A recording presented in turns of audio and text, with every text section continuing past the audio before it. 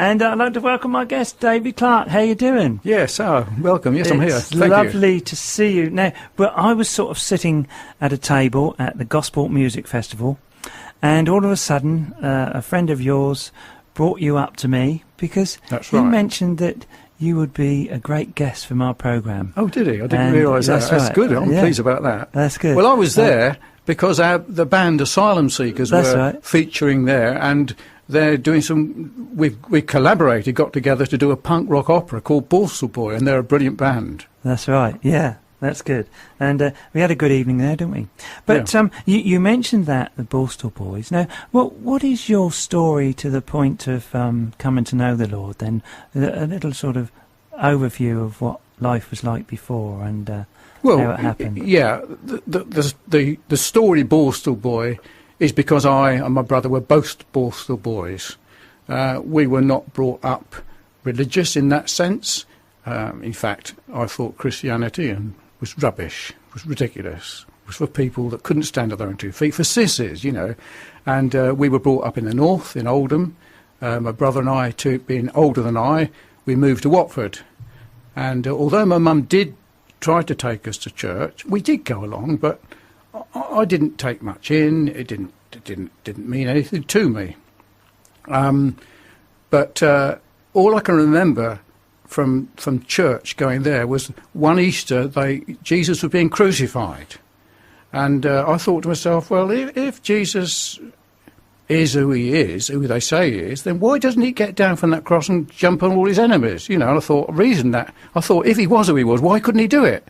Now, I didn't realise or learn, I didn't know the answer to that till 20 years later. Right, yeah. And with that situation then, what was your sort of journey after that? You mentioned the Borstal Boys. We moved from Watford to a village called Wilston, and we were bored really living in the village. And we come from sort of North London really, and in a village, we got a motorbike, and he got his motorbike, and we started getting into trouble. My brother got in trouble with the wrong... Well, I say we got into trouble. He mixed with the wrong sort of people, but he was a wrong sort of person because we were always... We had guns and knives and flick knives, all that you shouldn't have. He loved air guns, my brother did. And he got sent to Borstal for beating some with the knuckle duster he made, and I was at the age of 14 years old. And my mother kept that from me. But I soon grew up in the same sort of way, got in trouble with the police. Brother came out of Borstal... he had 2 spells in detention centre, 1 spell in Borstal, then he came out of Borstal and I got in trouble with the police for stealing a motorbike, and then we got done for malicious wounding, carrying a firearm without a licence. I'd met Christian people, we was having a good time, we were mods, you know, we had a Lambret and a scooter, we eventually got a bubble car to get around, that was brilliant, but religion, and people that tried to tell me that religion or Christianity was good, I just thought they're crazy. I thought, how can they be enjoying their life? How can they enjoy life like we're doing unless they can get up to the things I was doing? I mean, I was told by people, you shouldn't smoke, you shouldn't drink, you shouldn't dance, you shouldn't watch the telly, you shouldn't go to the news. These are brethren, exclusive brethren, I think they were, but I thought, well, these are mad. Anyway, I had a bad experience on LSD. And so bad, I actually, for the second time in my life, I prayed. I cried out to the Lord. I said, Jesus, please help me. And he actually heard me cry. And that night, something happened to me. I turned around that day and I knew I had to live I wanted to live a different way to the way I'd lived before. And I changed my life from that day forward. And I'll tell you more about that in a minute, but you prompt me. Yes, what we're going to do, we're going to hear a song and then we're going to tell you what David's going to tell you why we're playing this song. And it's called a fabulous track by who's actually singing this? The Bobby Fuller Four. But that's actually, right. This is Asylum Seekers, by the way. That's right. This is Asylum Seekers made this disc. That's right.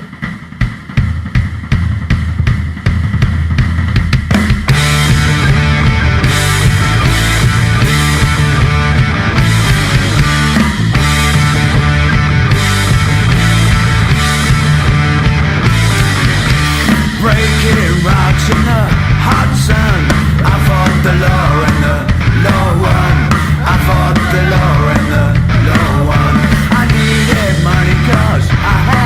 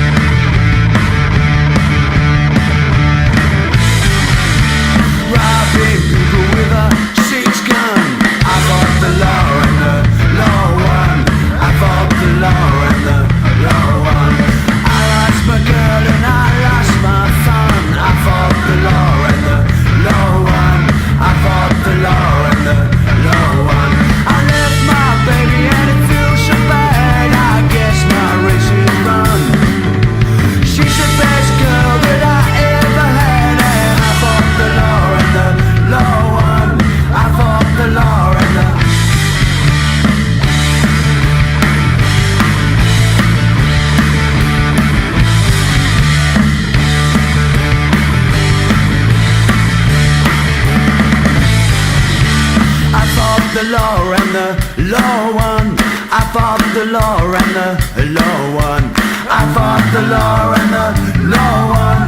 I fought the law and the law won. I fought the law and the law won. I fought the law and the law won. I fought the law and the law won. I fought the law and the The Asylum Seekers, and I fought the law and the law won. And my guest is David Clarke, who did fight the law. And you come to know the Lord. You prayed, and Jesus answered you. So what happened next? Because apparently you couldn't read. Yeah, at let the me time. tell you that. Yes, you carry on. Okay. When I was released from Borstal in 1968 or 9, I had a 3-year career of undetected crime. I didn't care for anybody but myself. I nicked loads of gear, cars, scooters, a garage which we stole from a building shed, 48 foot by 24. I used to ring cars. I had a brand new Mini at home, which I'd nicked from in Berkhamsted. Lovely blue car, G-registered Mini. We was cutting it up using the engine and the parts. Well, so really I was into crime and me drugs and me dope and all permissive sex a lot. We was living life, if you like, to the full. But I was never, ever satisfied. I couldn't get satisfaction. You know, I couldn't get it. Just didn't ever fulfill me. So the point was, when I became a Christian, when I came overnight, I began to read. I had to learn to read. The difficulty was, when I was a youngster, was I couldn't read properly. I was taught by a German teacher in 1954, soon after the war. My mother didn't like Germans. I wonder why. I don't know why, but the point was, I was from the north, and I spoke with a northern accent. You can't talk like that, can you, lad? And, of course, I couldn't understand the German. She couldn't understand me. I never learned to read. Hardly read at all. When I got sent to Borstal, I tried to read. I began to read books. Did get on to books like Ian Fleming, Dr. No, because they were exciting stories. The things that James Bond books. I could read The Dandy and The Beano, but that was the best of my reading. When I became a Christian, I knew I needed to find out what life was about. The religious people were all, I thought, crazy, right? So I had to read myself.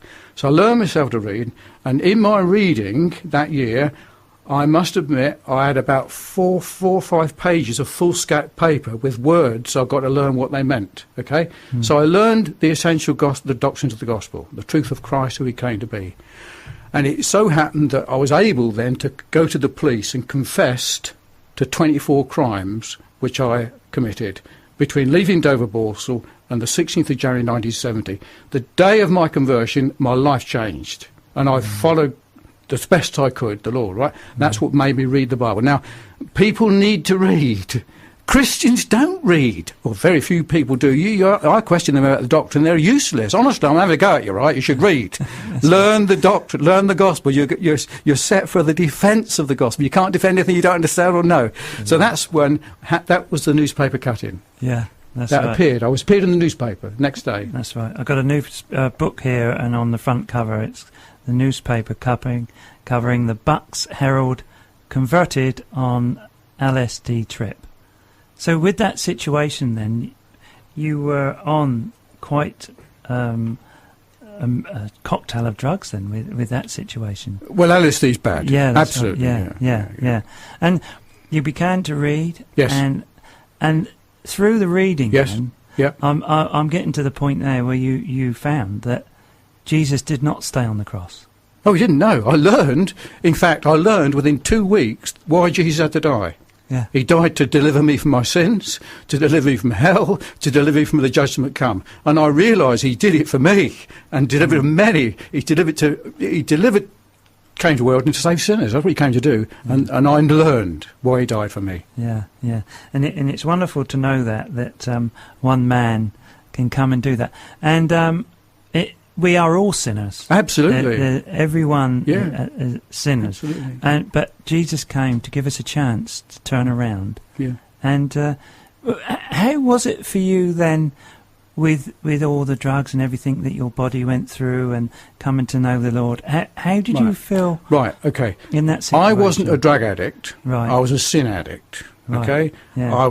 Everything I saw nicked, Everything else, sex was on sex, drugs, dope, you name it, I wanted it. Yeah. But I knew that my lifestyle was wrong, and I determined, my conscience directed me as to how I should live and what I should do. And through reading the New Testament, I read it in 2 weeks, The Good News for Modern Man. Right. Now now I thought I understood it, but I didn't. Well, I'd understood the essential parts. Yeah. You know, it's good, very simple English, but I learned who Jesus was. Yeah. And I had to read more and more and more to find out the ins and outs of Christian stuff. Or religion, put it that way. Yeah, yeah. And it's amazing, David, that you taught yourself to read then, at that point. Yes. But through that situation and up to this point, I know we're going to hear more in a moment, but you've written books.